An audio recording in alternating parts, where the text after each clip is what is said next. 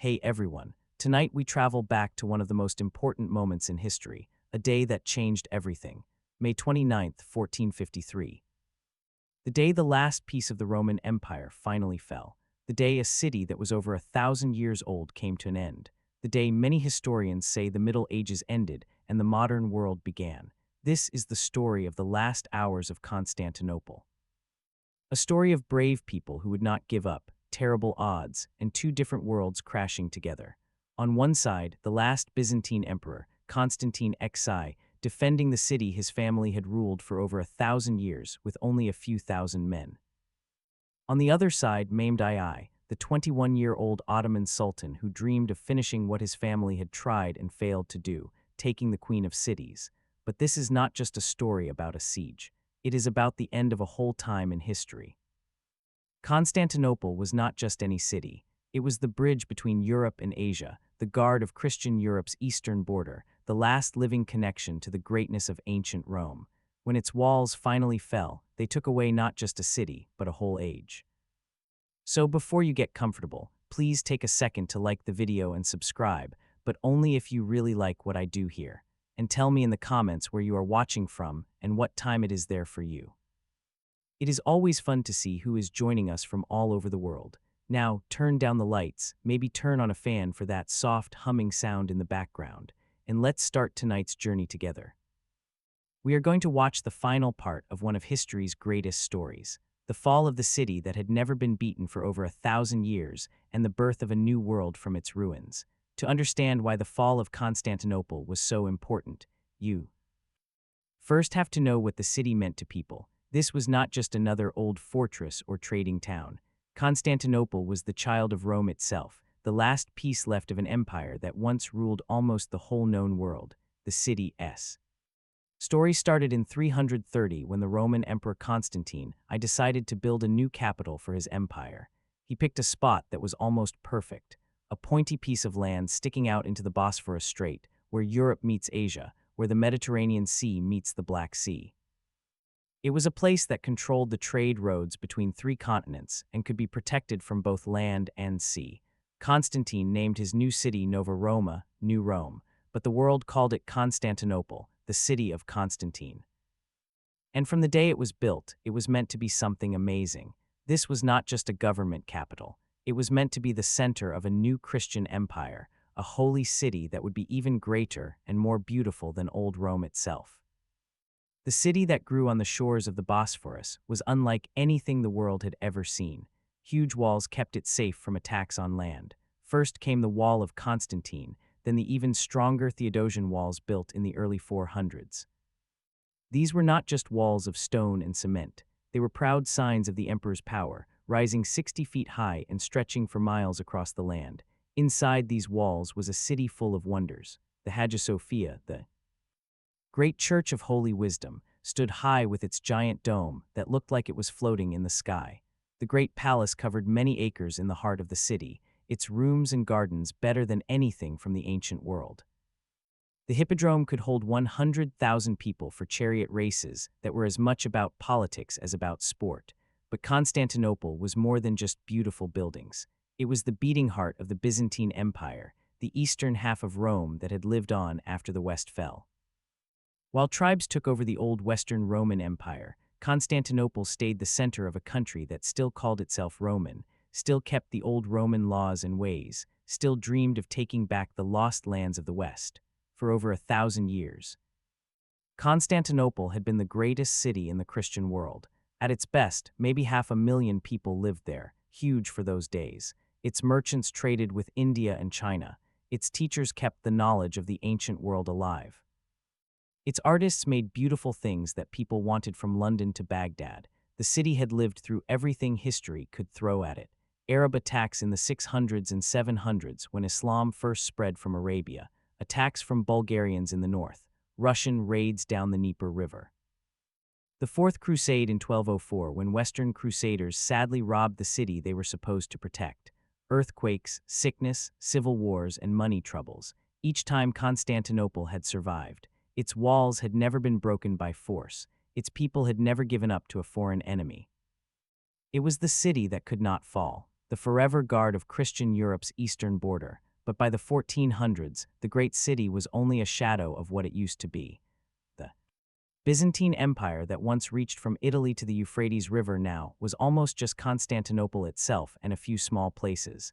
The number of people had dropped to maybe 50,000. The great palaces stood empty, their roofs falling in, their pretty pictures breaking. Weeds grew in the streets. Where emperors once marched in victory, yet even when it was weak, Constantinople was still very important. It controlled the only sea path between Europe and Asia, the narrow Bosphorus Strait that connected the Black Sea to the Mediterranean. Any country that owned Constantinople could stop the trade between Christian Europe and the riches of the East, and there was one country that wanted that control very much: the Ottoman Empire. The Ottomans had started in the messy lands of Old Turkey as a small group, one of many new countries after the Seljuk Empire fell. But under a line of smart leaders, they had grown bigger and bigger, taking Byzantine land little by little, closing around Constantinople like a rope getting tighter. By 1453, the Ottomans controlled almost all of the old Byzantine Empire, except for Constantinople itself and a few faraway spots.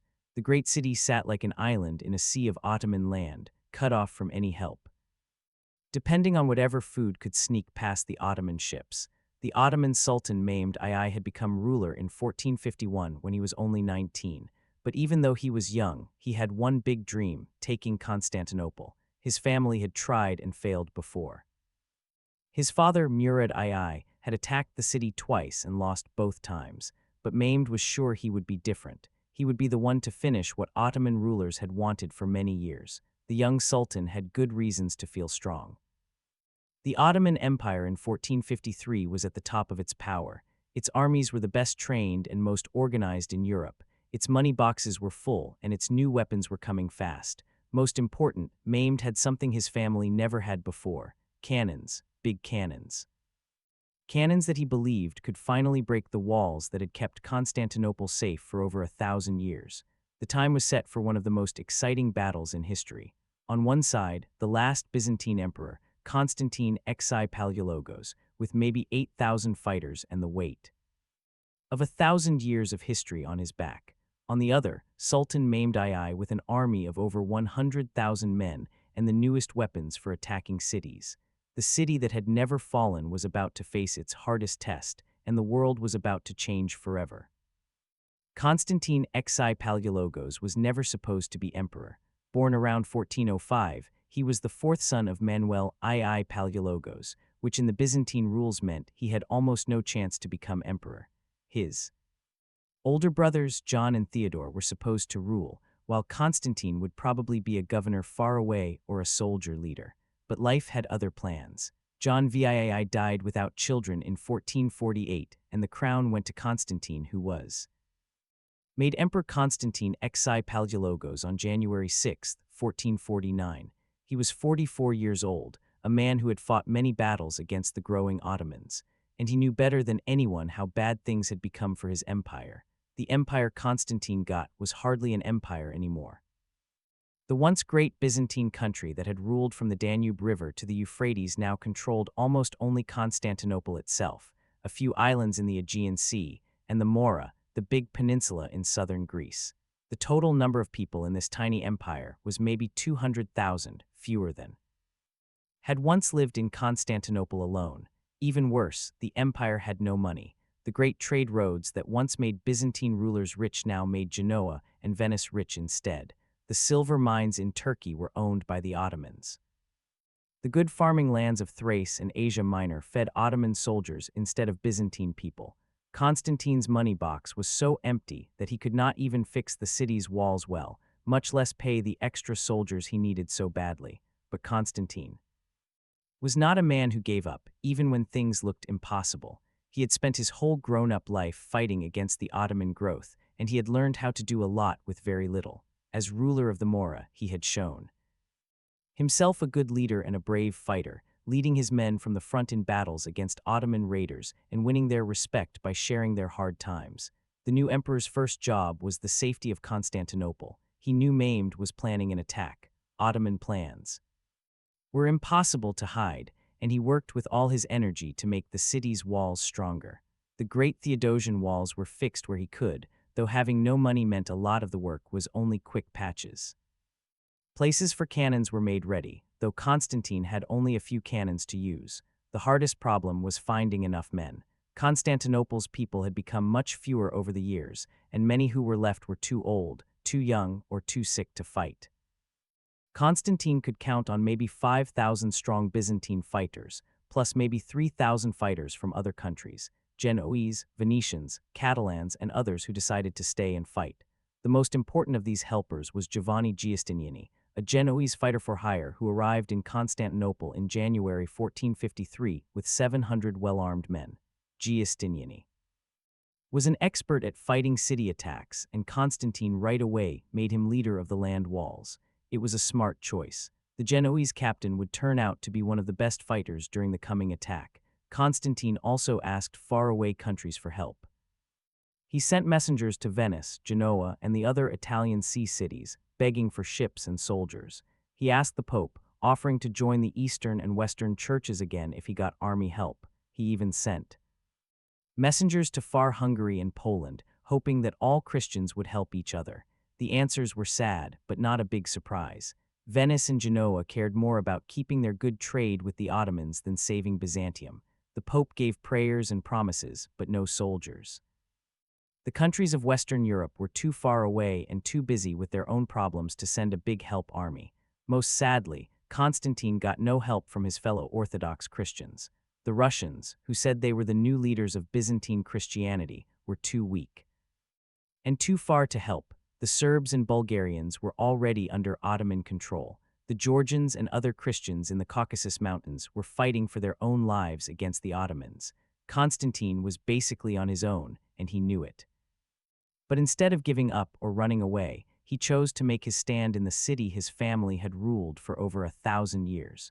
It was a choice that would cost him his life, but it would also make him remembered as one of the great heroes of the Middle Ages. The emperor's own life during these last years was full of sadness and being alone. He had been married twice, but both wives had died young and without children. He had no sons or daughters, which meant that the Palaiologos family, which had ruled Byzantium for 200 years, would end with him.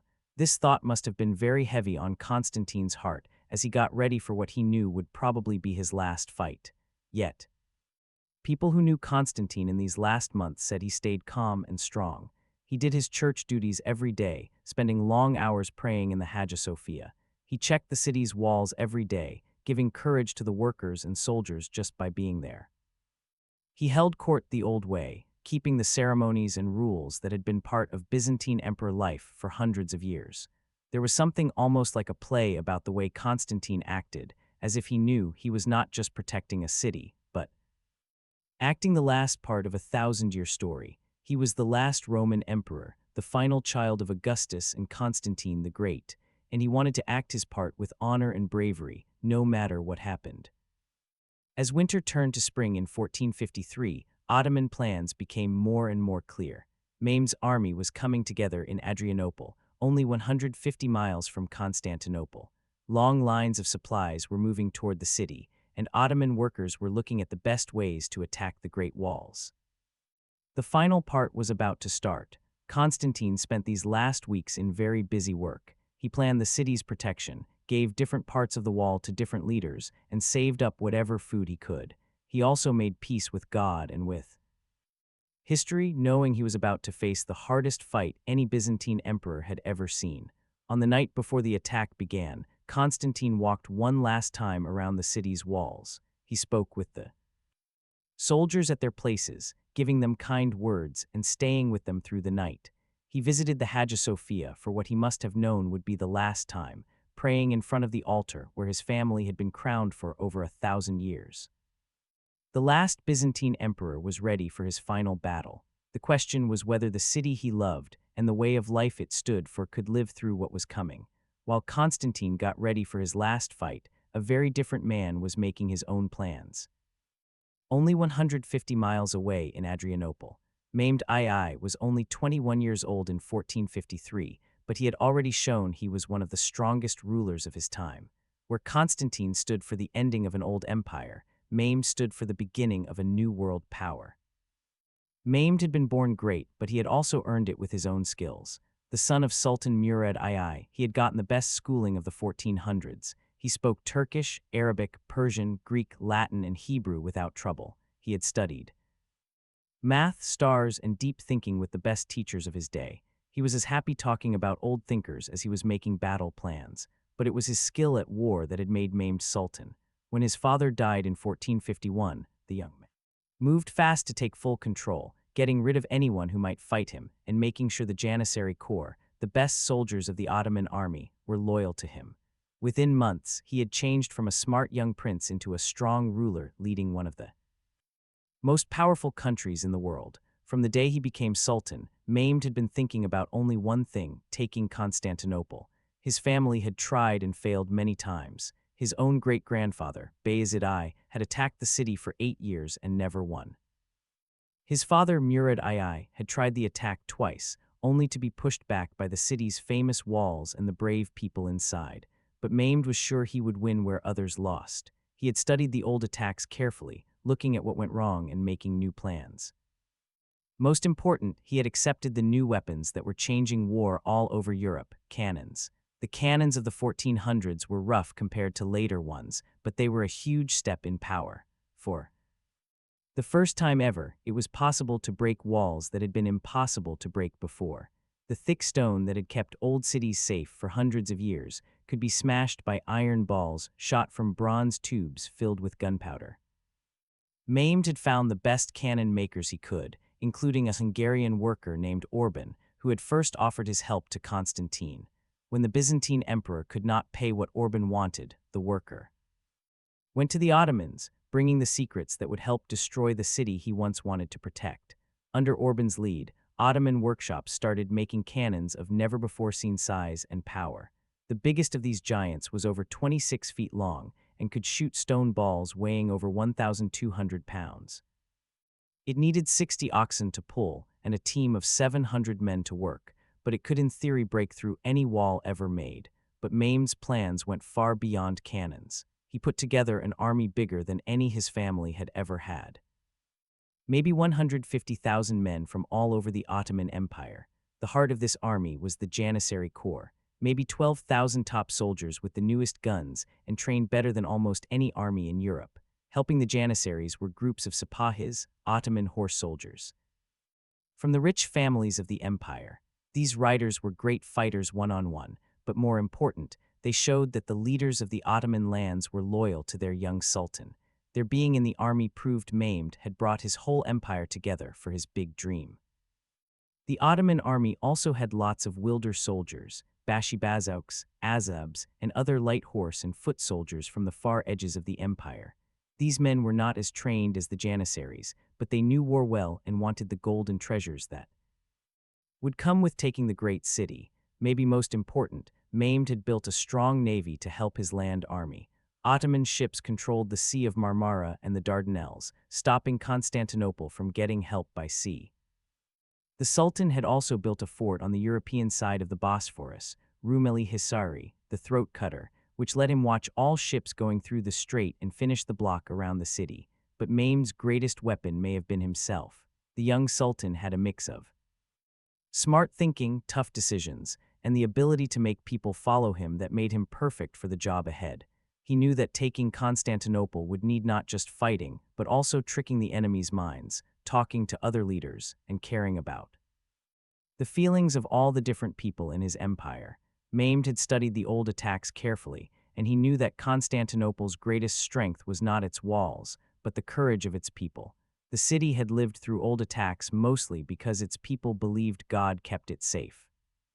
That God would not let the last home of Orthodox Christians fall to non-Christians. The Sultan's plan was made to break this belief. His huge army and giant cannons were as much to scare people as to fight. He wanted the people inside to see that there was no hope, to know they were facing not just another Ottoman attack, but the full power of a great empire that had to win. At the same time, Mehmed was careful to show himself as a real ruler, not just a taker of land.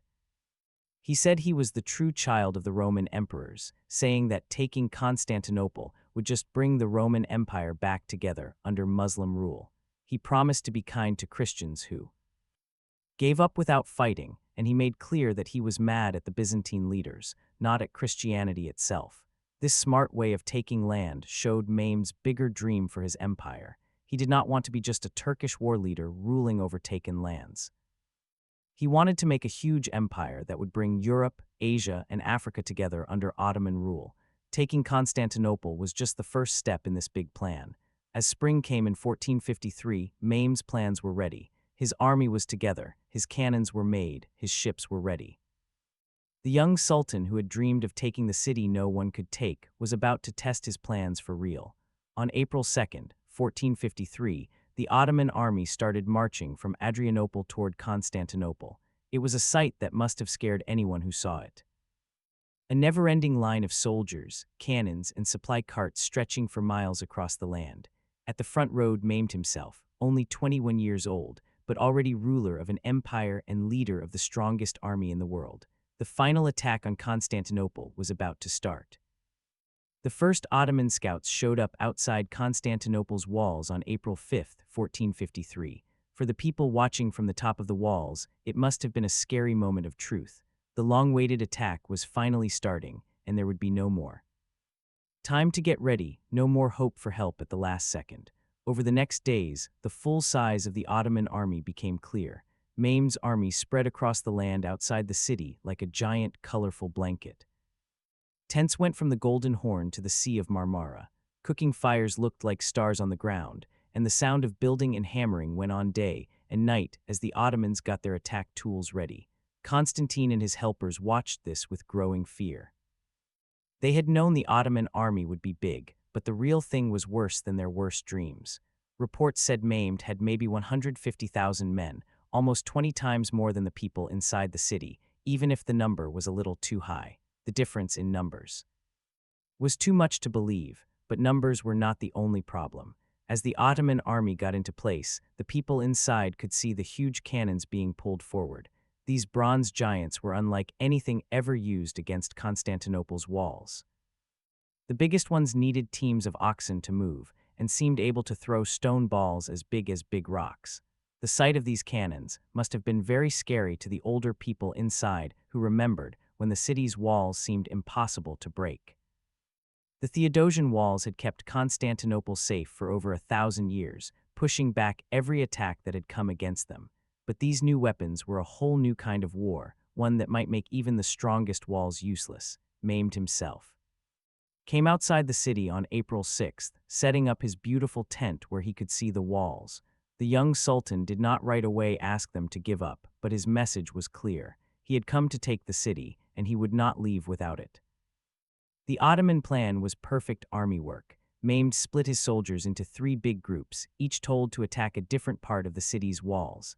The Anatolian soldiers, led by Ishak Pasha, were put across from the southern part of the land wall. The European soldiers under Karaca Pasha faced the middle part. The Sultan himself led the best soldiers, the Janissaries and his own guards, across from the weakest part of the wall near the gate of St. Romanus. This plan showed Mehmed's careful study of the city's walls. The Theodosian walls were not the same strength everywhere. They had been built and fixed many times over the years, and some parts were weaker than others. The area near the gate of St. Romanus was specially weak because it was in a low valley where the walls were lower and where old earthquakes had hurt them, and they were never fully fixed. The Ottoman navy at the same time took places in the Bosphorus and the Sea of Marmara, finishing the block around the city. Admiral Baltoglu led over 100 ships from big warboats that could carry hundreds of men to smaller boats made for quick looks and attacks. The sight of this navy must have made the people inside feel even worse because it showed that no help could come by sea. Inside the city, Constantine worked very hard to get his walls ready. The emperor split his small army as best he could, giving the strongest parts of the wall to his most trusted leaders. Giovanni Giustiniani and his Genoese helpers were given the job of guarding the most dangerous part near the gate of St. Romanus. The Venetian leader Bailo Girolamo Minato led the guards of the Blasciani quarter. Constantine himself took charge of the extra soldiers, ready to run to any place where the walls might break. The emperor also tried one last time to talk with Mehmed. sending messengers to the Ottoman camp with an offer to pay money every year if the attack stopped. It was a last sad try, but Constantine had to try everything to save his city and his people. Mehmed's answer was fast and hard. He would take nothing less than the full giving up of Constantinople. The people inside could leave safely with their things, he promised, but the city itself had to come under Ottoman rule. There would be no talking, no middle way, no nice way for the Byzantine Empire to stay alive. Constantine's answer was just as strong. He would never give up the city that God and history had given him to protect. If Mehmed wanted Constantinople, he would have to take it by fighting, and the people inside would fight to their last breath. With talking over, both sides got ready for the big fight that would decide the future of the city, and many thought the future of Christian Europe. The time was set for one of the most exciting city attacks in history, a fight between the old world and the new, between the last piece of the Roman Empire and the growing power of the Ottoman country. On April 12, 1453, the first Ottoman cannons started shooting at the walls of Constantinople. The sound was like nothing the city had ever heard, a huge roar that shook buildings all over the city and could be heard for miles all around. The time of gunpowder war had come to the doors of the last Roman city. The stone balls shot by these cannons were huge, some weighing over 1,200 pounds. When they hit the old walls, the crash was terrible. Stones that had stood for over 1,000 years were broken in a second. Parts of wall that had stopped many attacks fell like sand. But the people inside were not just sitting there. Constantine had gotten ready for this moment, as well as his little money let him. Byzantine workers had studied the new cannon weapons and had made ways to fight back. Dirt and broken stones were piled behind the walls to take the hit of the cannon balls. Wooden walls were built to give second lines of safety. Most important, teams to fix the walls worked all day and night to patch the holes as fast as they came. The first part of the attack had started, and both sides knew they were in a race with time. Mehmed needed to break the walls and take the city before his army got too tired or before a help army came from the west. Constantine needed to hold on long enough for help to come or for the Ottomans to give up the attack. Neither side could know it then, but they were fighting for more than just one city. They were deciding if the Middle Ages would live or if a new time would be born from its ruins. The result of the attack would change who had power in Europe and the Mediterranean, change the story of the Renaissance and the Reformation, and decide the lives of millions of people for hundreds of years to come. The greatest city attack in the Middle Ages had started, and the world was watching. The shooting at Constantinople really started on April 12, 1453, and from the very first shots, it was clear that this attack would be different from any in the city's long history. The sound of Mehmed's great cannons was something totally new in war, a deep, shaking roar that seemed to come from deep underground. The biggest of the Ottoman cannons, the giant made by the Hungarian worker Orban, needed over 3 hours to load again between shots. But when it shot, the crash was terrible. The stone ball it threw weighed over 1,200 pounds and hit the old walls like lightning. Stones that had stood for over 1,000 years were turned to dust in a second, sending clouds of dust and rocks high into the air. The scary feeling was almost as important as the real damage. The people inside had grown up believing that Constantinople's walls could not be broken, blessed by God and kept safe by the Virgin Mary herself. To see these holy walls falling under the Ottoman cannons was very sad. Some of the older people inside cried openly as they watched parts of wall that had kept their families safe fall into pieces, but Constantine and his leaders were not stopped by sadness. They had known this would happen and had gotten ready as well as their little money. Let them, behind the main wall, Byzantine workers had built second walls, dirt hills, wooden fences, and stone blocks made to slow any Ottoman attack, even if the outside wall was broken. More important, the people inside had made good teams to fix the walls that worked all day and night to patch the holes as fast as they came. These men, mostly normal people made to help, showed great courage as they worked under shooting to fix what the cannons broke. They used whatever they could find, stones from broken buildings, dirt from the city's gardens, even barrels filled with dirt and rocks. The fixing work was dangerous and very tiring.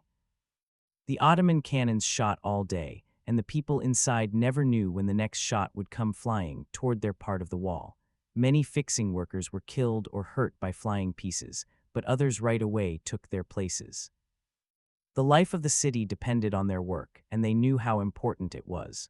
Giovanni Giustiniani, the Genoese leader, who had become Constantine's most trusted helper, was very good at planning the safety.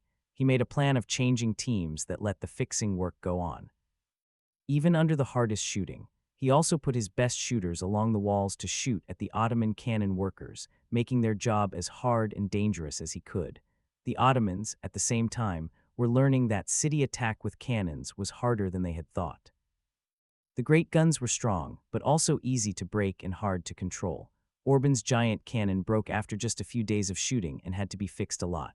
Other cannons blew up from getting too hot or bad gunpowder, killing their own workers. The work of keeping the shooting going was also hard.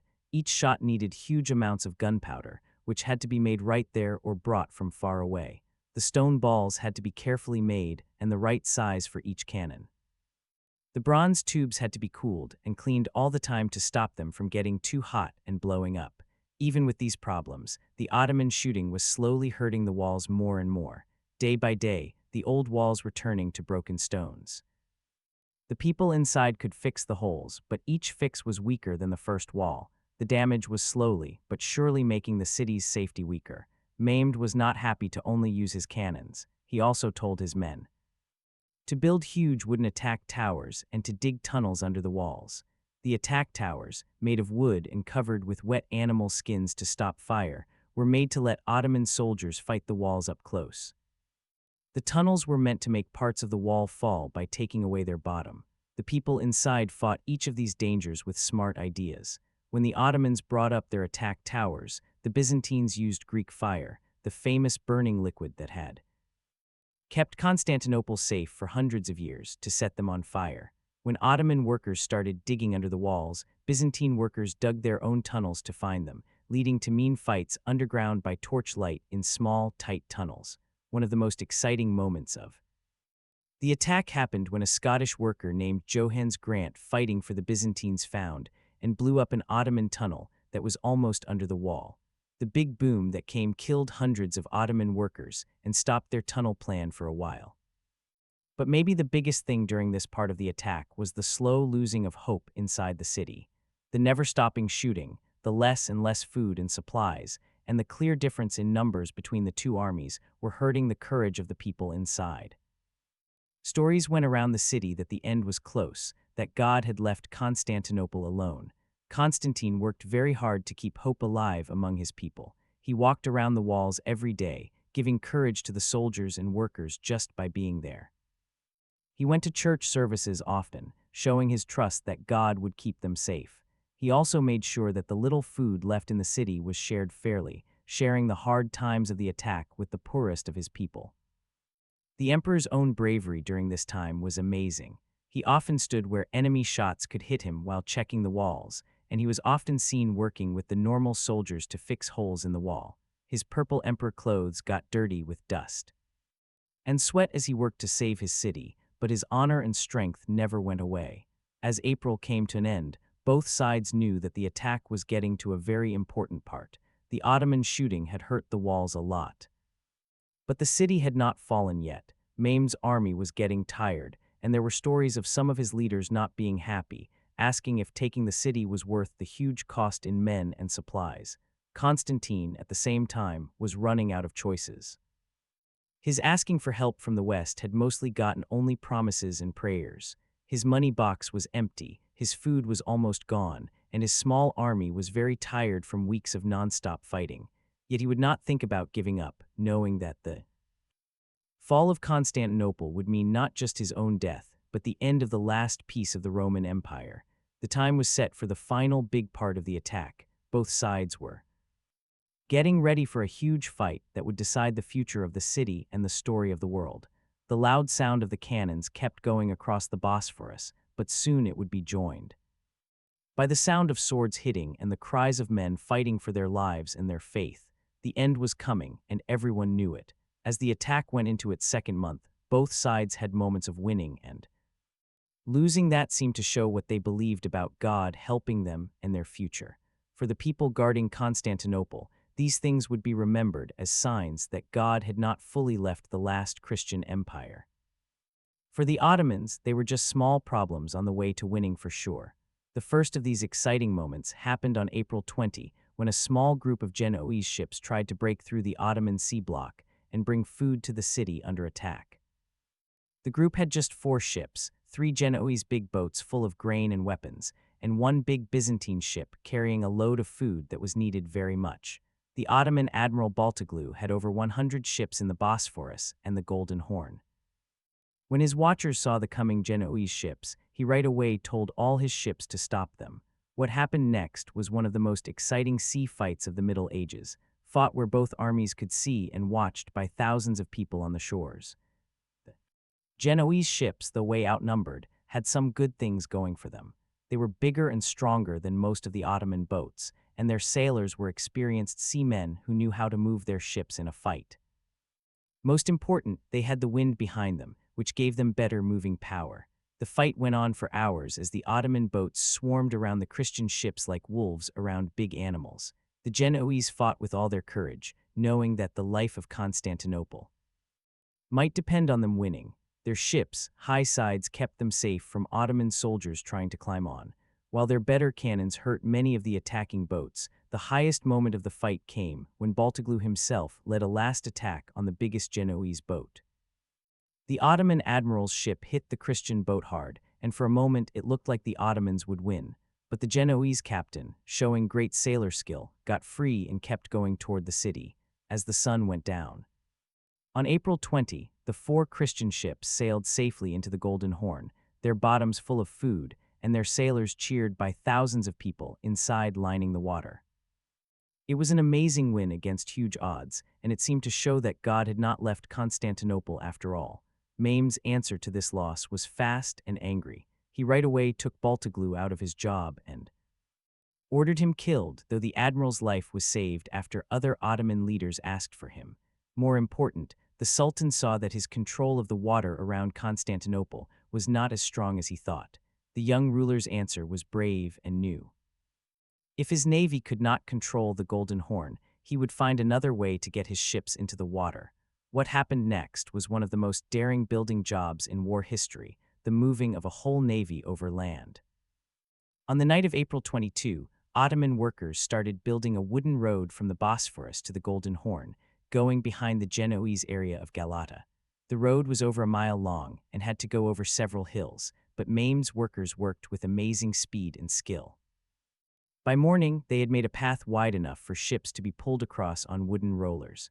The sight that the people inside Constantinople saw on the morning of April 23 was almost too hard to believe. 70 Ottoman boats were being pulled over land by teams of oxen and hundreds of men, their tall parts swaying as they moved across the hills like ships sailing on grass. It was a job that seemed to go against the rules of nature, and it hurt the feelings of both sides a lot. For the Ottomans, moving the navy over land was proof of their sultan's smartness and God's help. Mehmed had done something that seemed impossible, showing again that he was meant to take the city no one could take. The courage of the Ottoman army, which had been hurt by the sea loss, came back fully. For the people inside, the sight of Ottoman ships in the Golden Horn was a terrible blow. The water had been their last safe place, the one spot where they could get food and help without anyone stopping them. Now even that safe place was in danger from enemy boats. Constantine right away saw the danger and ordered an attack on the Ottoman navy in the Golden Horn. On the night of April 28, a small group of Byzantine and Genoese boats tried to burn the enemy boats with fire ships, old boats filled with things that burn and set on fire. The attack was led by Jacopo Cacco, a Genoese captain who said yes to what was basically a job to die. The fire ship attack first looked like it would work. Several Ottoman boats caught fire, and for a moment it looked like the whole enemy navy might burn, but the Ottomans had thought someone might do this and had gotten ready. Their boats were far enough apart to stop the fire from jumping, and they had small boats ready to pull burning boats away from the rest. The attack in the end failed, and Cacco was caught and killed by the Ottomans. But the try showed the brave courage of the people inside, and their saying no to losing even when things looked impossible. As May started, both sides got ready for what everyone knew would be the last part of the attack. the Ottoman shooting had made several big holes in the walls, and Mehmed's workers were getting the attack tools ready that would be needed for a full attack. The Sultan had also gotten more soldiers from Anatolia, making his total army maybe 160,000 men. Constantine, at the same time, was running out of choices. His many asks for help from the West had only gotten promises and prayers. A Venetian navy was said to be coming, but it was still weeks away and might get there too late to save the city. The emperor's money box was empty. His food was almost gone, and his small army was worn out by weeks of nonstop fighting. Yet, the courage of the people inside got a surprise lift from a group of church events that seemed to show God helping them. On May 25, the city's most holy thing, the robe of the Virgin Mary, was carried in a big walk around the walls. People who saw it said the walk had amazing signs. The robe seemed to shine with its own light, and a sweet smell filled the air everywhere it went. 3 days later, an even more exciting thing happened. As the people inside were fixing a hole in the wall near the gate of St. Romanus, they found what looked like a holy picture of the Virgin Mary under the broken stones. The picture was not hurt at all even though it had been under tons of stone, and it seemed to give off a special light. These things had a big effect on the courage of the people inside. Many thought they were signs that the Virgin Mary, the old protector of Constantinople, had not left the city when it needed her most. Finding the picture especially was seen as a promise that the walls would hold and that the city would be saved. But even as the people inside felt better from these seeming miracles, scarier signs were coming. On May 26th, the moon turned blood red in the sky, which many thought meant something very bad. Strange lights were seen in the sky, and there were stories of ghost people walking the walls at night. Most scary of all was something that happened during the walk with the Virgin's robe. As the holy robe was being carried around the city, the thing holding it up suddenly got too heavy to move, making the walk stop. When the men carrying it tried to go on, they could not lift the robe at all. Only after long prayers and the help of the city's top church leaders could the walk go on. Many thought this meant that the Virgin Mary was getting ready to leave Constantinople, taking her protection away. The scary feeling on the people inside was very bad, and it seemed to make true their worst fears about the city's future.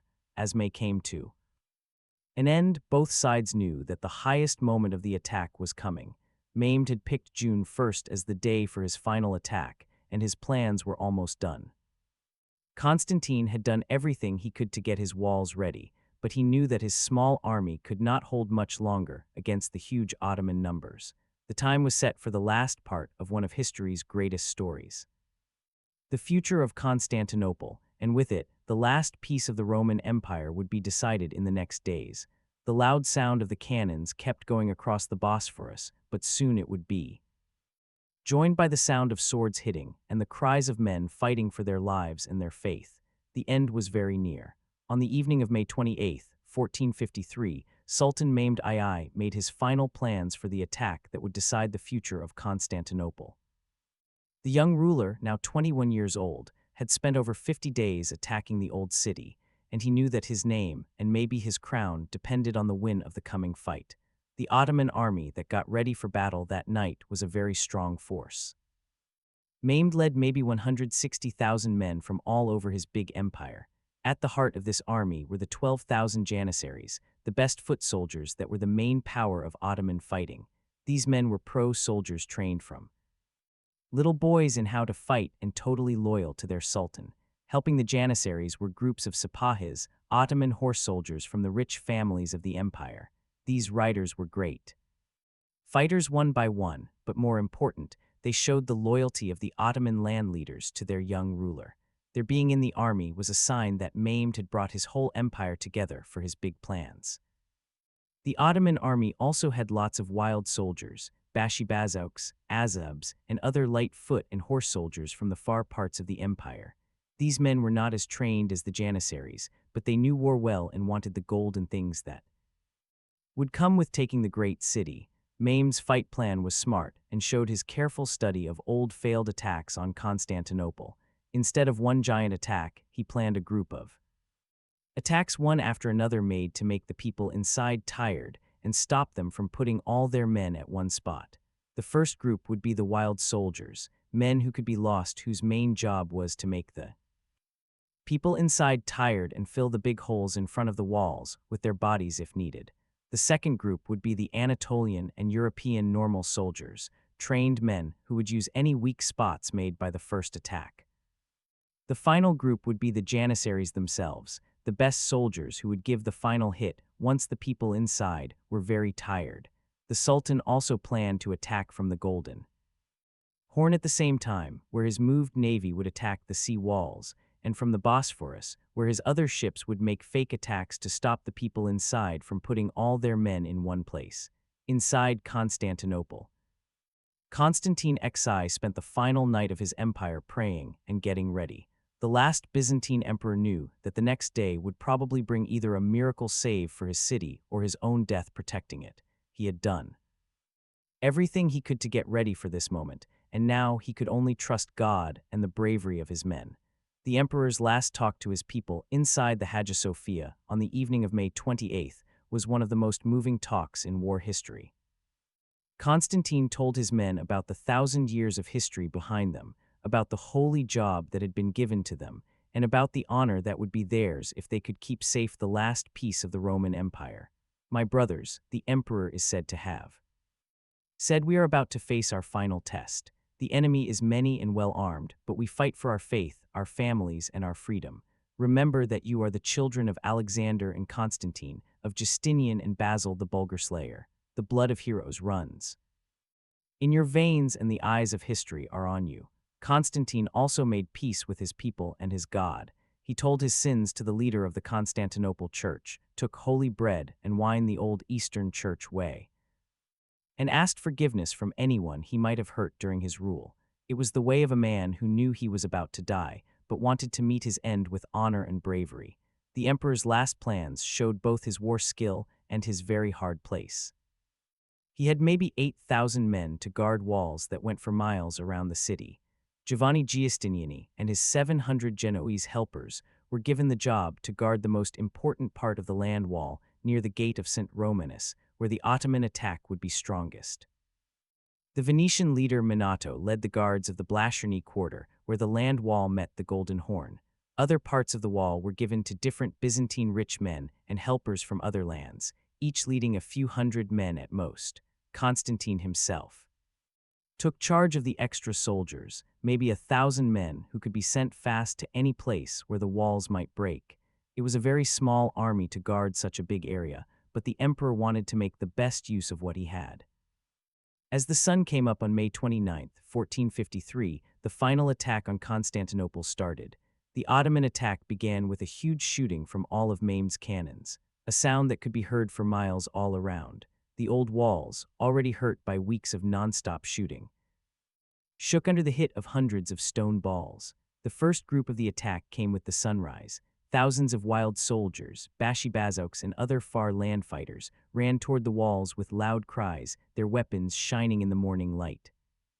These men were not meant to break the walls, but to make the people inside tired and fill the holes with their bodies. The people inside met this attack with brave courage. From the walls, Byzantine and Genoese crossbowmen shot many arrows into the coming groups. Greek fire, the famous burning liquid that had kept Constantinople safe for hundreds of years, was thrown down on the attackers, turning men into burning people. The few cannons that Constantine had added their loud sound to the noise of battle. For 2 hours the wild soldiers threw themselves against the walls, and for 2 hours they were pushed back with big losses. The holes in front of the walls started to fill with bodies, and the ones still alive finally ran back in mess. The first part of Mehmed's plan had not worked, but it had cost the people inside important arrows and strength. The second group came in the middle of the morning. The normal soldiers of the Ottoman army, trained men who moved forward in good lines, even with the dead bodies around them. These men were better armed and better trained than the wild ones, and they pushed their attack with pro skill. The attack was strongest on the part of wall guarded by Giustiniani and his Genoese helpers. Here the Ottoman shooting had made several big holes, and the attackers poured through these holes like water through a broken wall. For a moment, it looked like the city had to fall. But Giustiniani's men held strong. The Genoese captain had gotten ready for this moment, building second walls behind the main wall and putting his best men at the most important spots. His crossbowmen, safe behind wooden covers, shot a deadly rain into the coming groups. His long spearmen fighting together kept the Ottomans from using their bigger numbers. The battle went on for hours with neither side able to win fully. The Ottomans had more men, but the people inside had the better place. And the brave courage of men fighting for their lives and their faith. Bodies piled up in the holes and the stones of the old walls turned red with blood. As the morning went on, it became clear that the second group, like the first, was not reaching its goal. The Ottoman normal soldiers, even with their bravery and training, could not break through the strong guard. Mehmed watched from his watching place with growing anger, knowing that his name and maybe his crown depended on winning this attack. The Sultan's answer was to send the third and final group, the attack of the Janissaries. These best soldiers, the greatest fighters in the Ottoman army, moved toward the walls in perfect lines, their white hats and shining weapons showing they were the best of Mehmed's men. The sight of the Janissaries coming must have scared the hearts of the people inside. These men were pro-fighters trained from little boys in war and totally loyal to their sultan. They had never lost a battle, and just seeing them on the field was often enough to break the courage of their enemies. But the people guarding Constantinople were not normal enemies. They were fighting for their faith, their families, and their freedom. And they met the Janissary attack with the same brave courage Hay had shown throughout the siege. The battle for the walls became much more fierce as the best soldiers from two great civilizations fought face to face in deadly combat, the future of Constantinople, and with it the last piece of the Roman Empire, was now decided. The loud boom of cannons, the clang of swords, and the cries of dying men rang across the Bosphorus as the Middle Ages fought its last big battle, the Janissary attack.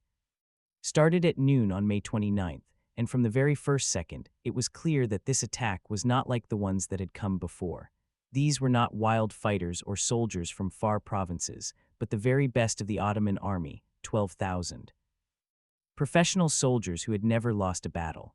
The Janissaries marched forward in perfect lines, their white felt caps and blue uniforms making a pattern that was almost impossible to look away from as they marched toward the walls. They carried the newest guns, arquebuses, and hand cannons that could break through armor when fired up close. Their training was perfect, their bravery was never questioned, and their loyalty to Sultan Mehmed was complete. Giovanni, watching from his spot on the wall, must have felt his heart drop as he saw this powerful army coming. His Genoese volunteers had already been fighting for many hours, and they were very tired from pushing back two earlier attacks. Their bullets and arrows were almost gone, their swords and spears were no longer sharp from so much use, and many of his best men were already dead or hurt. But the Genoese captain was not the kind of man who gave up, even when the chances looked impossible. He had spent his whole life fighting against bigger armies, and he knew that bravery and skill could sometimes win against even the worst odds. He walked among his men, giving them kind words to keep their spirits up and checking their places one last time. The Janissary attack hit the walls like a bolt of lightning. Unlike the earlier attacks, which had been wild and without plan, this attack was perfect in every way. The best Ottoman soldiers moved forward while their own cannons fired to protect them, using big movable shields to stop arrows and bullets. From the defenders, when they got to the walls, they put up tall ladders very quickly while their friends shot to keep the defenders busy. The defenders used everything they had left. Byzantine crossbowmen, with fingers bleeding from shooting so long, kept sending arrows into the crowds of attackers. The last jars of Greek fire were thrown down on the Janissaries, making big pools of fire that turned the broken parts of the wall into something that looked like hell. Constantine himself came to the most dangerous part of the wall, his bright purple emperor robes making him an easy target for every Ottoman shooter. The last Byzantine emperor fought like any normal soldier, swinging his sword with the skill he had learned from many years of fighting battles against the Ottomans. His being there gave the defenders new strength, and for a short time it looked like they might push the attack back, but the Janissaries could not be stopped. Their greater numbers and better weapons started to win, and slowly they got places to stand on the wall itself.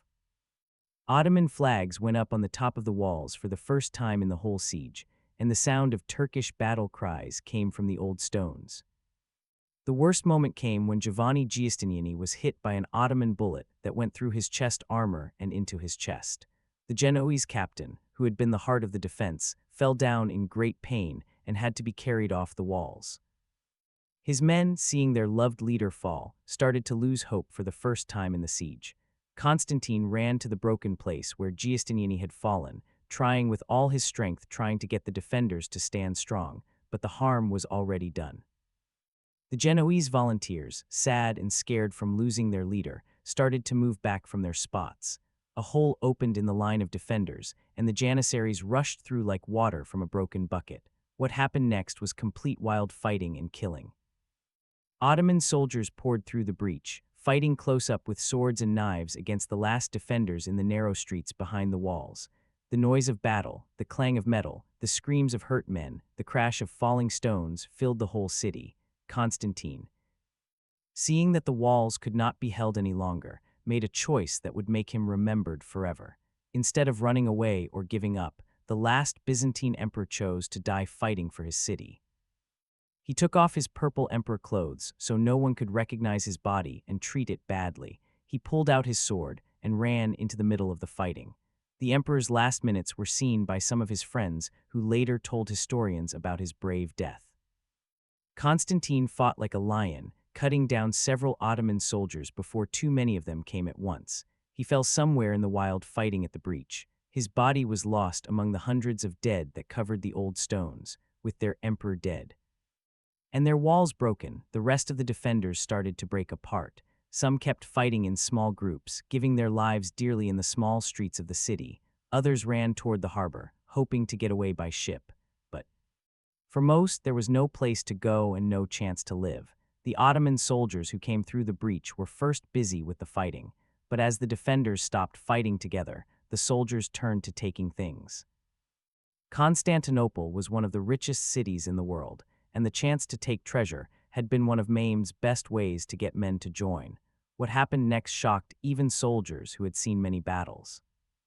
Ottoman soldiers ran wild through the city, taking things from churches and big houses, killing anyone who fought back, and taking thousands of people away to be slaves. The great libraries of Constantinople, which had kept the knowledge of the ancient world safe for more than 1,000 years, were torn apart and their valuable books thrown around or burned. The Hagia Sophia, the most important church for Eastern Orthodox Christians, quickly became a mosque.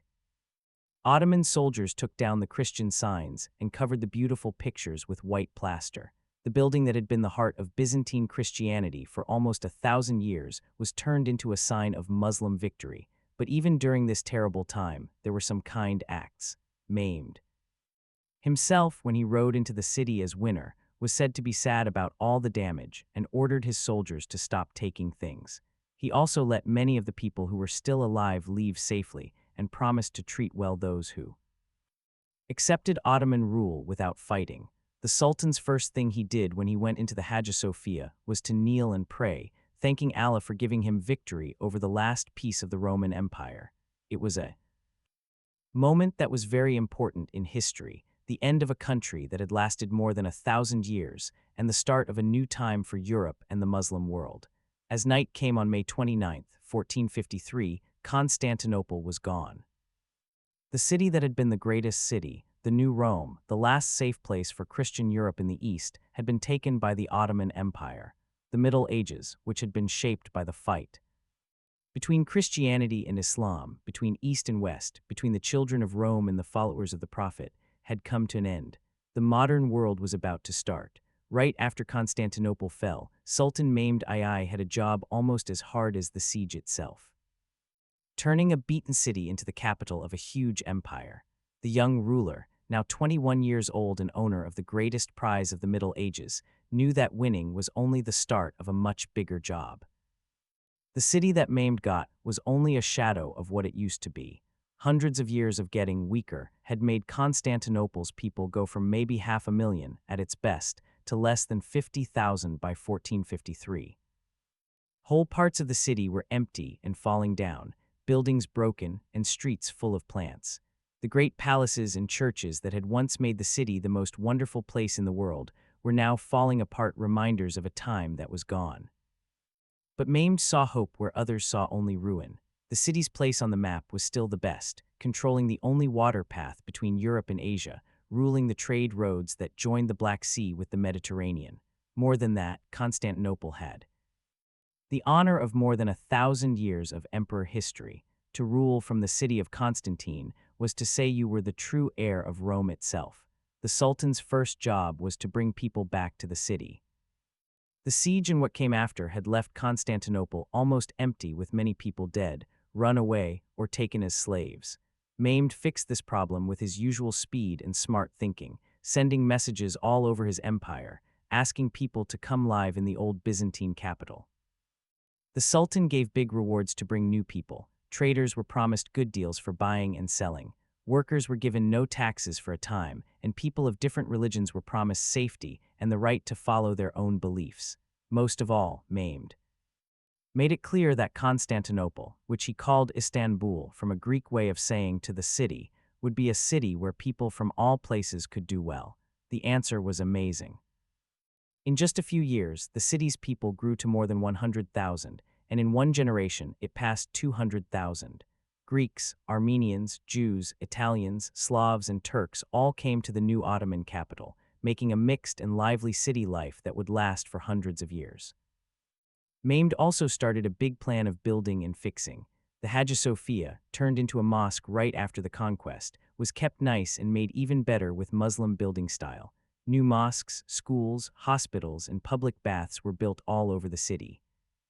The old Byzantine palace was fixed and made bigger, becoming the amazing Topkapi Palace that would be the center of Ottoman rule for more than 400 years. But maybe Mehmed's biggest success was turning Istanbul into a place for learning and art. The Sultan, who was very smart himself and could speak many languages, knew that a great empire needed more than just strong soldiers. It needed smart and beautiful things too. With Mehmed's help, Istanbul became home to wise people, poets, artists, and scientists from all over the known world. The city's libraries, which had been broken during the conquest, were built again and made bigger.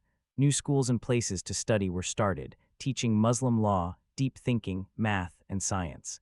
The Sultan also tried hard to keep and use the best parts of Byzantine ways in his new empire. Greek wise men who had run to the west in the last years of the Byzantine Empire were asked to come back, bringing their valuable books and knowledge of old Greek writing and thinking. This mixing of cultures would change how the Ottoman world grew. Mehmed's dreams went far past Istanbul itself. He saw taking Constantinople as only the first step in a big plan to make one huge empire that would join Europe, Asia, and Africa under Ottoman rule. The city that had been the capital of the Eastern Roman Empire would now be the starting place for new fights that would bring Ottoman power to the gates of Vienna and the beaches of the Indian Ocean. People all over Christian Europe were shocked and sad about Constantinople's fall. The news got to Venice on June 29th, exactly 1 month after the city fell, and spread fast across the continent. Church bells rang sadly, and special church services were held for the souls of the men who had died in the city's last fight. Pope Nicholas V said the fall of Constantinople was a terrible thing for all Christians, and asked for a new crusade to take back the holy city. But the big kings of Europe were too busy with their own problems to do much to change what Mehmed had done. Venice and Genoa, the great sea cities that had made lots of money trading with Byzantium, soon made deals with the new Ottoman rulers. The Venetians, especially, cared more about keeping their trading rights than fighting for the last Christian empire in the East. People in the Muslim world felt very different. News of Constantinople's taking was celebrated from Cairo to Baghdad to Delhi. Mehmed was called a Ghazi, a holy fighter who had won a big victory against the enemies of Islam. Poets wrote songs for him, and his name was said in Friday prayers all over the Muslim world. But maybe the biggest reaction came from wise people in both East and West who saw that the fall of Constantinople meant the end of a whole time. The city had been the last living connection to the ancient world, the last place that kept Roman law and Greek knowledge. Its fall seemed to mean the real end of the old times and the start of something completely new. Many Greek wise men who had worked for the last Byzantine emperors ran to Western Europe, bringing valuable books and knowledge that would help start the Renaissance.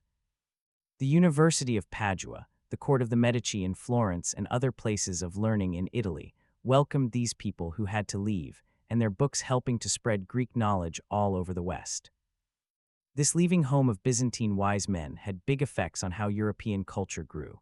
Their knowing old Greek books, their understanding of old thinking and science, and their skill in religion and law all helped the new ideas that were changing Western Europe in the 1400s and 1500s. At the same time, the Ottoman Empire under Mehmed's rule was becoming a big place for learning and art too. The Sultan's court brought wise people and artists from everywhere, making a mixed thinking place that was as good as anything in Europe at that time.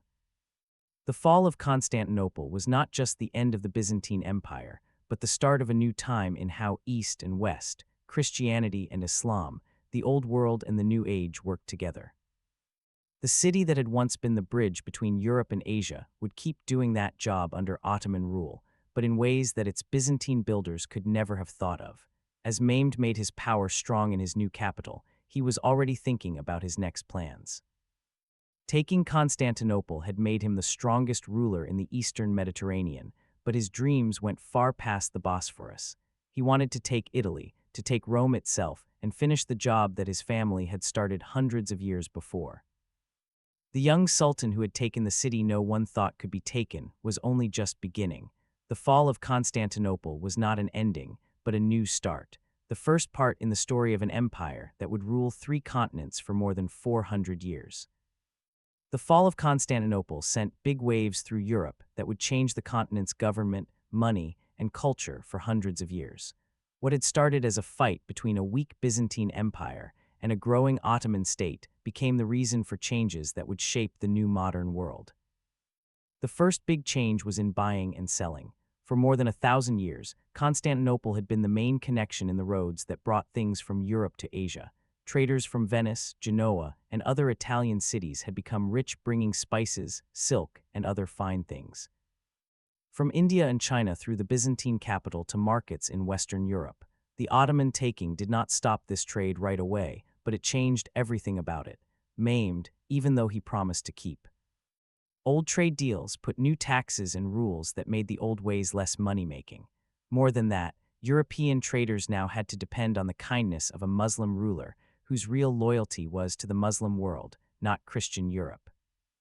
This new problem gave a strong reason for European explorers to look for other ways to the riches of Asia. The Portuguese, who had already started going down the coast of Africa under Prince Henry the Navigator, tried twice as hard to find a seaway to India around the Cape of Good Hope. The Spanish, not wanting to be left behind, paid for Christopher Columbus to try to get to Asia by going west across the Atlantic. The link between the fall of Constantinople and the age of sailing to new places is real. Many of the captains, mapmakers, and wise men who made these trips possible were helped directly or not directly by the Ottoman taking, the need to go around Ottoman. Controlled trade roads gave both the reason and the money for trips that would lead to Europeans finding and taking over the Americas. The culture change from Constantinople's fall was just as big, the leaving of Greek wise men. From the taken city brought a huge amount of old learning to Western Europe right when the Renaissance was getting very strong.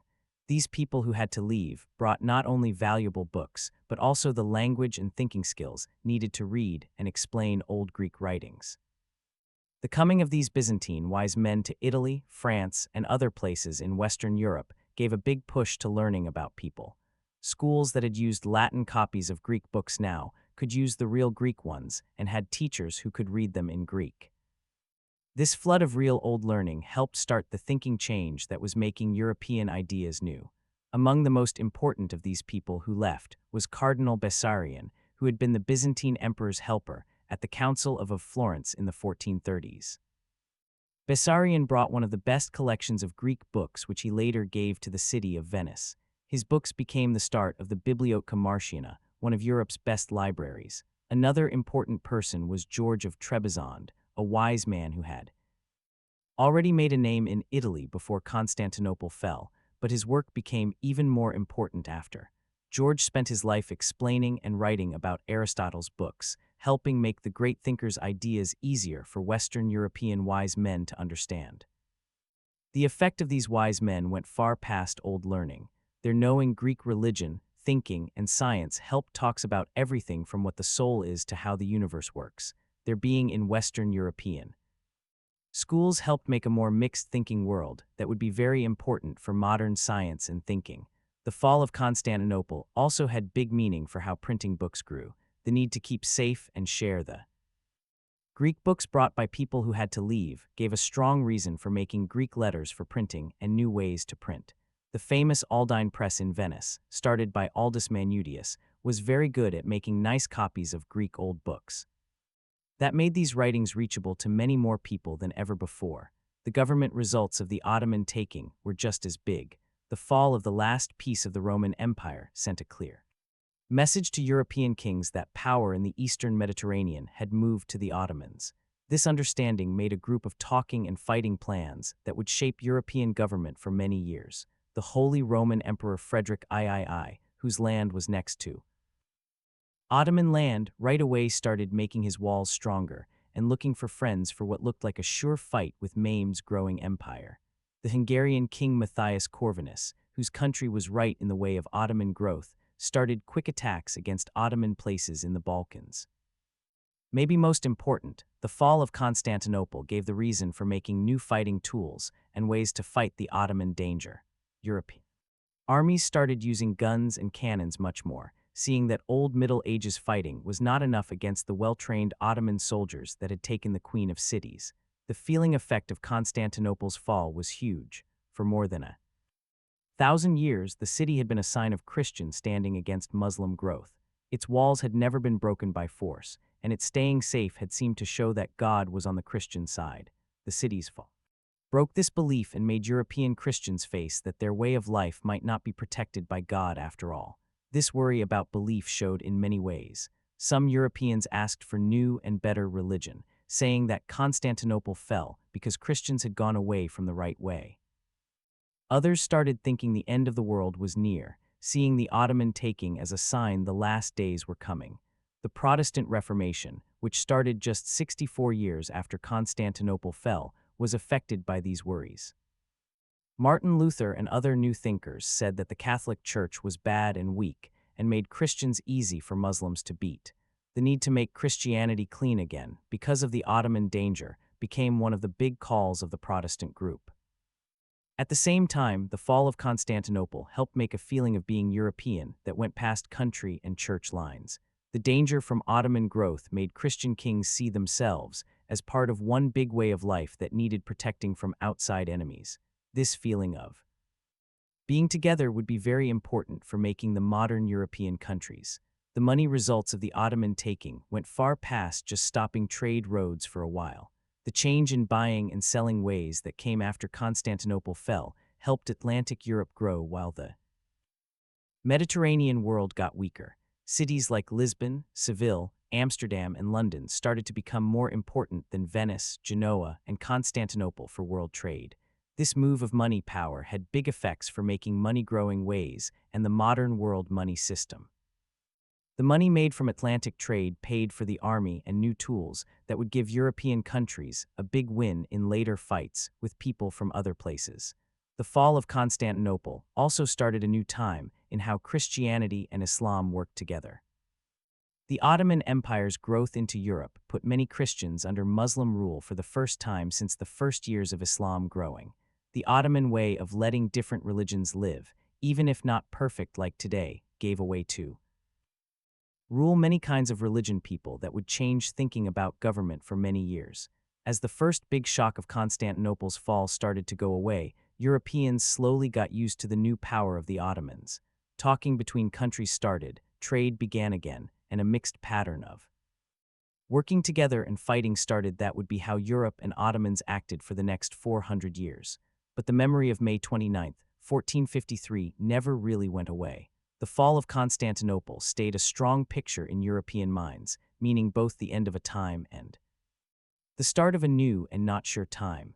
It was the day the Middle Ages died and the modern world was born, and its sounds would be heard for hundreds of years after, right after Constantinople's fall. What happened to the people still alive became very important for both the winners and the losers. The Ottoman win had been fast and strong, but it had also been very hard. And thousands of the city's people now did not know what would happen under their new Muslim rulers. Sultan Mehmed even though he was young, showed very smart thinking about government in how he treated the beaten people. Instead of herding or forcing everyone to change religion, he chose a smarter way that would become the way Ottomans ruled.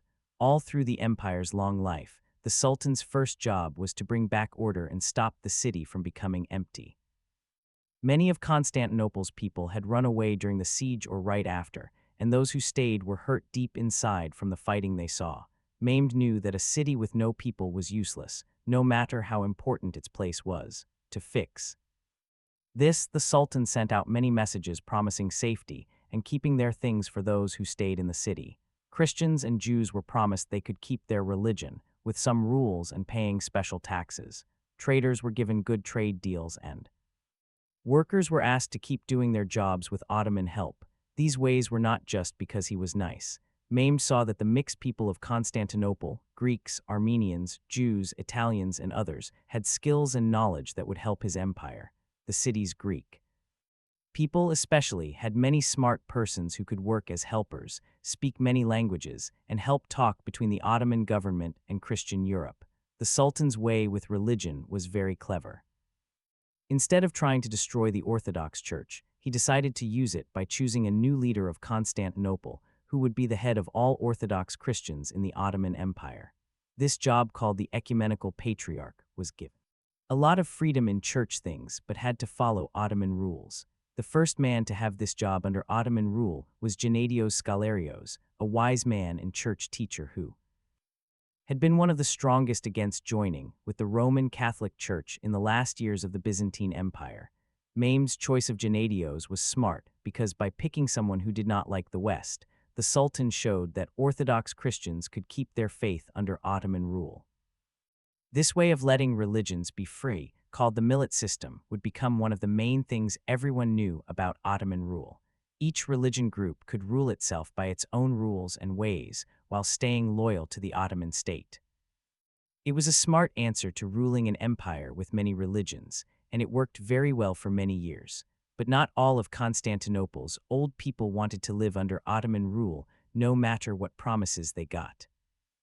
Many of the city's important families chose to leave their home rather than accept the new rulers, going to Venice, Genoa, and other places in Western Europe where they could keep their Christian faith and their memories of the Byzantine past.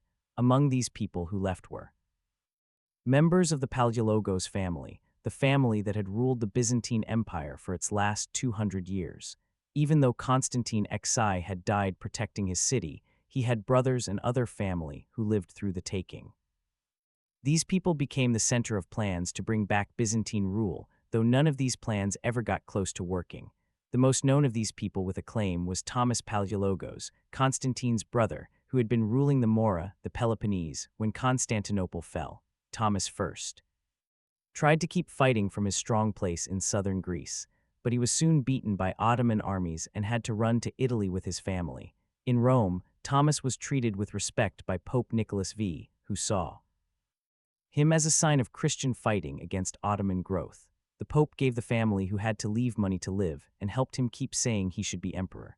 Thomas's daughter, Zoe Paleologina, would later marry Ivan I of Russia, helping start the Russian idea that they were the third Rome and the true children of Byzantine ways.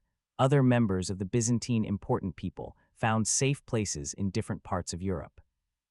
Some lived in Venice, where their knowing Greek and their friends in the East helped the city's trade. Others went to France, Spain, or the Holy Roman Empire, where they worked as advisors about Ottoman things or asked for new fights against the Turkish danger. The leaving home of Byzantine important people and wise men had a big effect on European culture and government. These people who had to leave brought not only their own knowledge and skills, but also valuable books, art, and other special things that had been saved from the taking of Constantinople. Many of these books had old Greek writing, thinking, and science that had been kept safe in Byzantine places for more than 1,000 years. When these books got to Western Europe, they gave wise men the real Greek words that had only been known through Arabic or Latin copies before. This coming of real old learning helped a lot with the new ideas of the Renaissance. The people who left also brought deep knowing of Ottoman government, army ways, and culture that was very useful to European governments trying to understand and fight the Turkish danger. Old Byzantine workers who had seen Ottoman ways close could tell the good and weak parts of the empire that had taken their home. Maybe most important, the Byzantine people who left were living signs of the Christian fight against Muslim growth. Their being in European palaces kept reminding everyone what was lost when Constantinople fell, and their asking for help kept European caring about the East long after the first shock was gone. The future of those who stayed in Constantinople under Ottoman rule was harder and different for each person. Many learned to live well with the new rulers, finding ways to get better jobs in the Ottoman worker system or in the city's growing trade life. The Greek people especially were good at working as go-between for the Ottoman government and European traders, a job that brought a lot of money and power to some families. The Phanariot Greeks, named after the Phanar part of Constantinople, where many lived, became very important in Ottoman work. These families, many who said they came from Byzantine important people, worked as people who spoke many languages, people who talked for the government, and rulers of far places all over the empire. Their knowing languages and understanding both East and West ways made them very needed by the Ottoman government. At the same time, the Greek people of Constantinople kept a strong feeling of their Byzantine past. They kept speaking Greek, kept their Orthodox faith, and kept the memory of the empire that had once ruled. From their city, this keeping of culture would be very important for Greek feeling of being a country in later years. The change of Constantinople into Istanbul was not just a new name, but a real change in the city's personality and who it was. The Ottoman capital that grew from the broken Byzantine city was bigger, had more kinds of people, and more open to the world than it had been for hundreds of years. But it was also a different place, one where Muslim ways and Ottoman government ways were more important than the Christian and Roman past. Yet, even as Istanbul became more Ottoman, it never completely lost its link to its Byzantine past. The great churches that had been made into mosques still showed the building style of their Christian start. The way the streets were stayed mostly the same from Byzantine times, and the people, while more mixed, still had a big Greek group that kept their own ways inside the bigger Ottoman world. The story of Constantinople becoming Istanbul is not just one of winning and changing everything, but of changing and mixing together. The city that came from the events of 1453 was neither all Byzantine nor all Ottoman, but something new, a city open to everyone that joined the worlds of East and West, Christianity and Islam, old ways and new ideas. This mixing together would be one of the longest-lasting gifts of the fall of Constantinople. The city that had been the capital of the Eastern Roman Empire became the center of a new kind of empire, one that would rule the Eastern Mediterranean and much of Europe for hundreds of years. And in that change, some of the old world lived on, even as something completely new was born. As the smoke cleared over the taken city, and the first wild time of winning turned into the longer job of making things last, it became clear that the fall of Constantinople meant much more than just another old fight win. The things that happened on May 29, 1453, had changed the power in Europe and the Mediterranean, starting changes that would change the world for many years. The first and clearest change was the Ottoman Empire itself. Mehmed's taking of Constantinople made him go from a local ruler to a person important in all history. The young sultan who had dreamed of taking the city no one could take, now was master of an empire that went from the Danube to the Euphrates, from the Black Sea to the Mediterranean. But more than just more land, the taking of Constantinople gave the Ottoman Empire a new feeling of being right and having a big future. By taking the city that had been the capital of the Eastern Roman Empire, Mehmed could say he was the true heir to the Roman emperors. This idea would be a main part of Ottoman thinking for many years. The Sultan did not waste time using his win. In just months after the taking, he was planning new fights that would bring Ottoman power deeper into Europe. Hungary, Venice, and even Italy itself were now close enough for Ottoman armies. The way power worked that had ruled old Europe was breaking, and a new way was coming. The feeling effect of Constantinople's fall went far past the first army and government results. For more than 1,000 years, the city had been a sign of Christian standing against Muslim growth. Its walls had never been broken by force, and its staying safe had seemed to show God liked the Christian side. The city's fall broke this belief and made European Christians see that their way of life might not be kept safe by God, after all. This worry about belief showed in many ways in European life. Some answered with asking for new church ways and cleaning, saying that Constantinople fell because Christians had gone wrong. Others started thinking the end was near, seeing the Ottoman taking as a sign the last days were coming. The effect on how Europe thought about fighting was just as big. The Ottoman cannons breaking Constantinople's famous walls showed that old Middle Ages walls were no good anymore. European fighting builders started making new wall systems, the Italian trace or star fort that could better stop cannonballs. At the same time, European armies started using guns and cannons much more.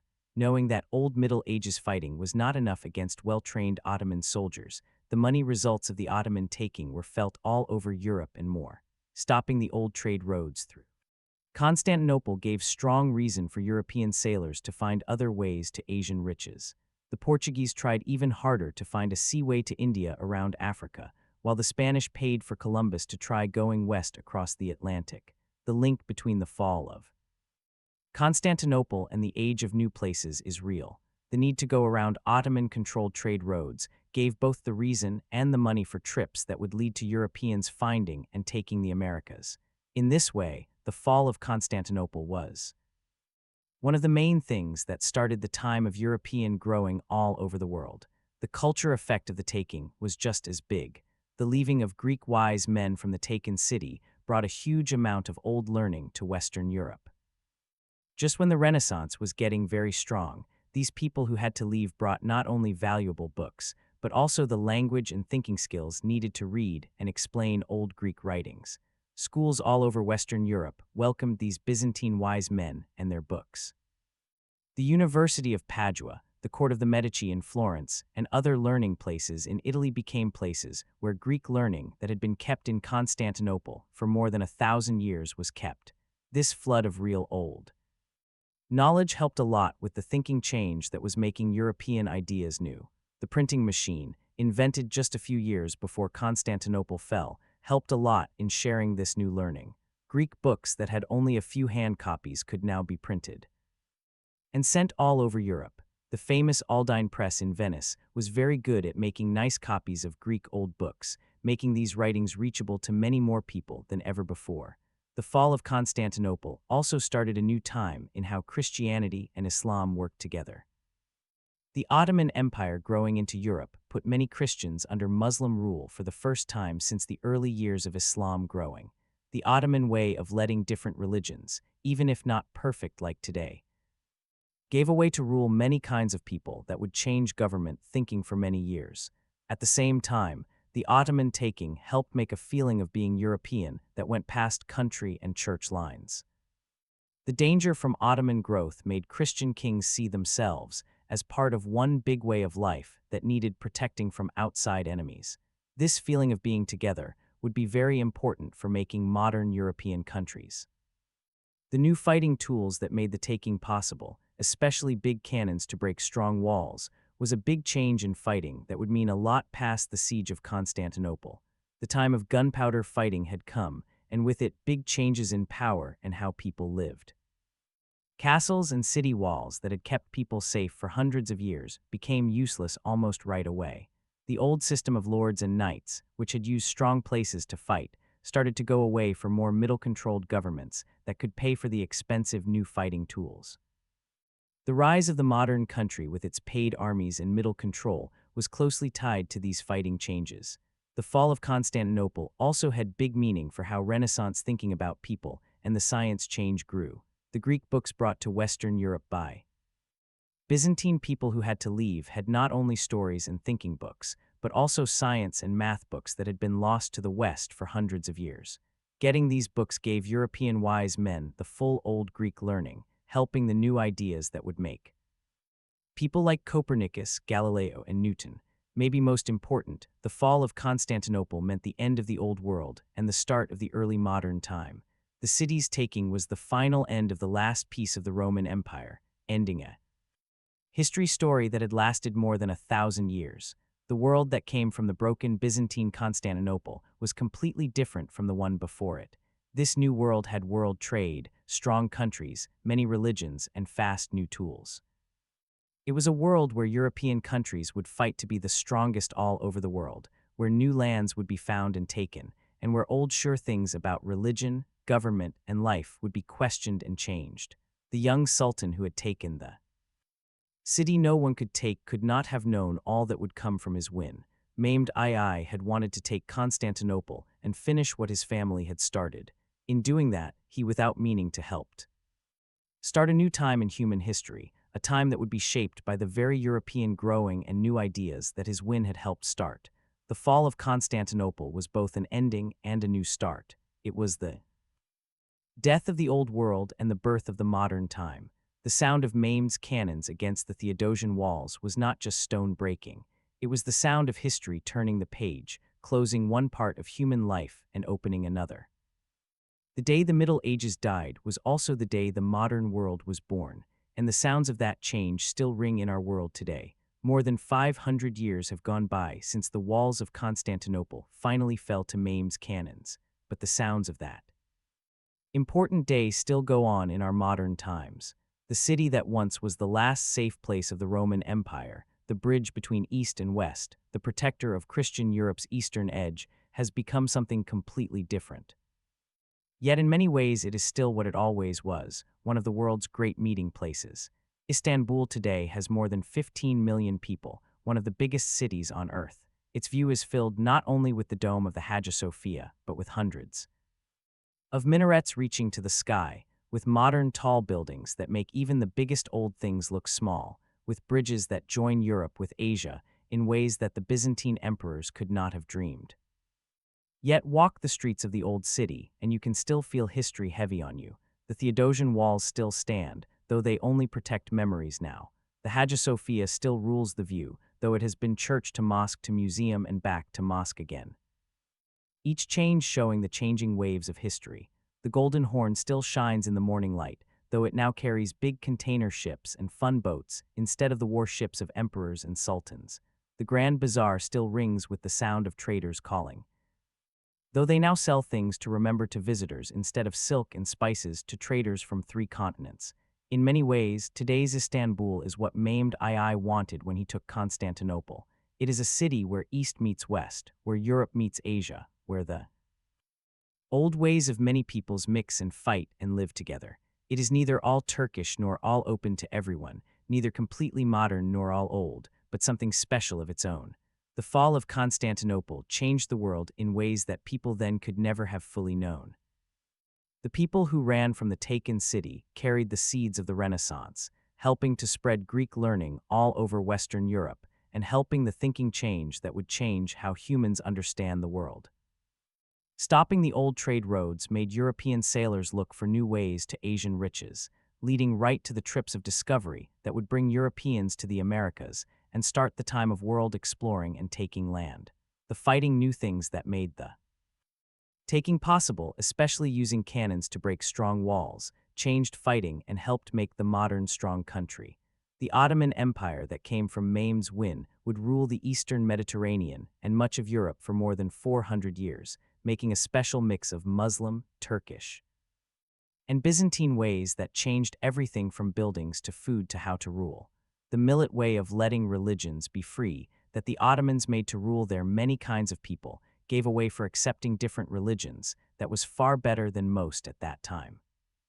But maybe the deepest change from Constantinople's fall was in how people felt and culture. The taking broke the old way of thinking that had ruled European thinking for more than 1,000 years, the city that had seemed protected by God, the walls that had never been broken, the empire that said it would last forever, all had fallen to the cannons of a 21-year-old Muslim sultan. This worry about belief made Europeans question their ideas about God liking them, being better, and what would happen in history. It helped the religion fights of the Reformation, the new thinking of the Renaissance, and the strong growing that would take European power to every part of the world. The story of Constantinople's fall is really a story about how history changes. It shows us that no empire, no matter how strong or long, is truly forever. It shows how one thing, the breaking of a city wall, the death of an emperor, the winning of new tools over old ways can change the whole path of human history. Constantine XI, the last Byzantine emperor, died thinking he was protecting not just a city, but a whole way of life that had lasted more than 1,000 years. In one way, he lost. The empire he died to save was gone forever on May 29th, 1453. But in another way, he won more than he could dream. His brave last fight made sure the memory of Byzantium would never die. Mehmed II reached his dream of taking the city no one could take, but he also started things that would. In the end, challenge and change the very empire he had built. The Europe that came from the shock of Constantinople's fall would be more active, more new thinking, and in the end stronger than the old Christian world that the Ottomans had beaten.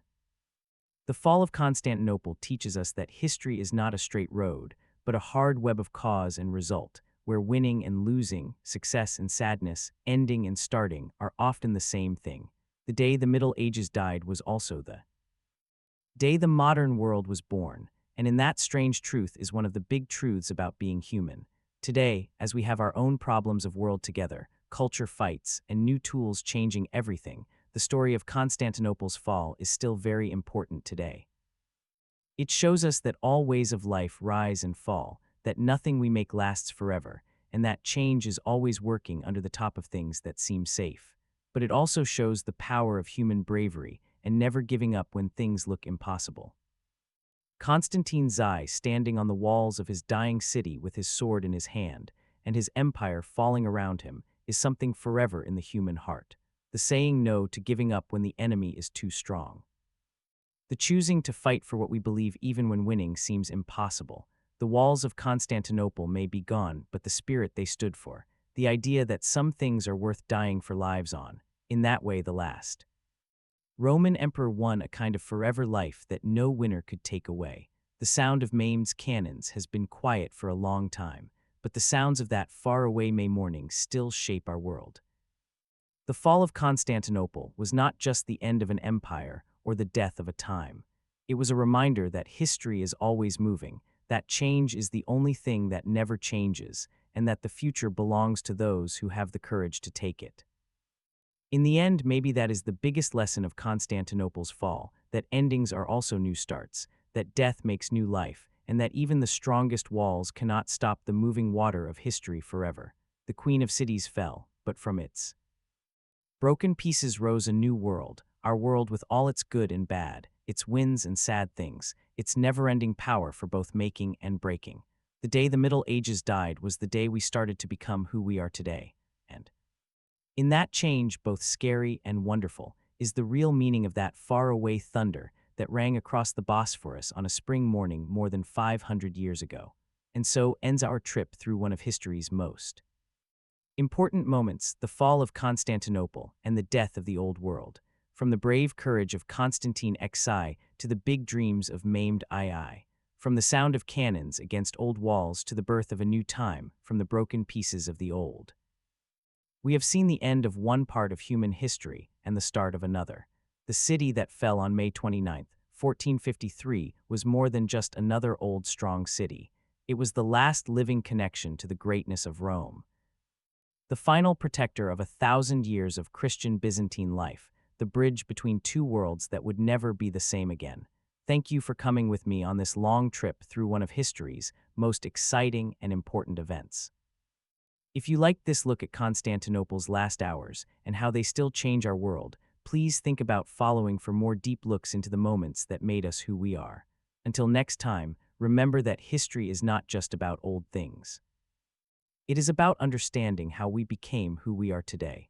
The sound of those Ottoman cannons still rings in our modern world, reminding us that change is the only thing that stays the same, and that even the strongest empires must in the end give way to the never-stopping walk of time. The Middle Ages died on a spring morning in Constantinople, but from that death was born the world we know today, with all its amazing and scary things, its chances and dangers, its never-ending power for both making and breaking.